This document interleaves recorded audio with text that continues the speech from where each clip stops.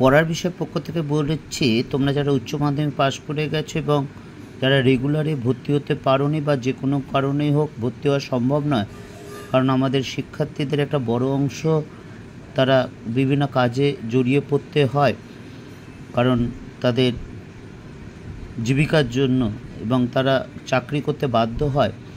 তবে তারা যারা পড়াশোনা করতে চাও তারা নেতাজি মুক্ত বিশ্ববিদ্যালয় তারা গ্র্যাজুয়েশনটা করতে পারো। এবং নেতাজি মুক্ত বিশ্ববিদ্যালয় আজকে যে তোমাদের ইউজি যে নোটিফিকেশান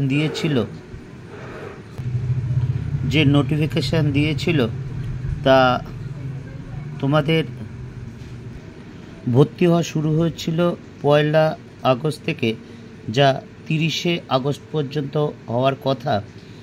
তা নেতাজি মুক্ত বিশ্ববিদ্যালয় কর্তৃপক্ষ এটা এক্সটেন্ড করেছে তোমাদের জন্য, যারা বিভিন্ন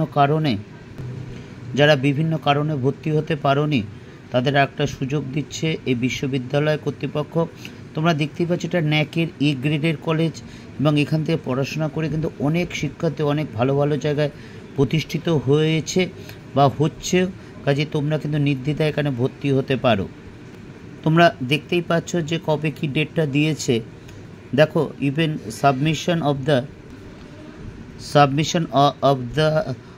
of online application from the administration will be available for the applicable। এটা 18 অক্টোবর পর্যন্ত, অর্থাৎ 18 সেপ্টেম্বর পর্যন্ত সন্ধ্যা 6টা পর্যন্ত হবে।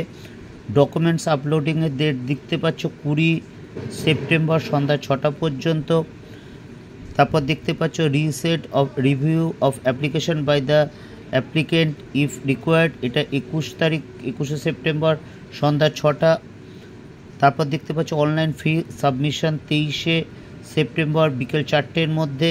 কাজেই তোমরা যারা এখনও বলছি যারা ভর্তি হতে চাও বা বিভিন্ন কারণে ভর্তি হতে পারোনি, কাজেই তারা কিন্তু ভর্তি হয়ে যাওয়া নির্দ্বিধায়। খুব ভালো এবং বিশ্ববিদ্যালয়, এবং এ ক্যাটাগরি দেখতেই পাচ্ছ ন্যাকের স্বীকৃতি দেওয়া আছে, এবং এখান থেকে অনেক শিক্ষার্থী কিন্তু ভালো ভালো জায়গায় প্রতিষ্ঠিত হয়েছে।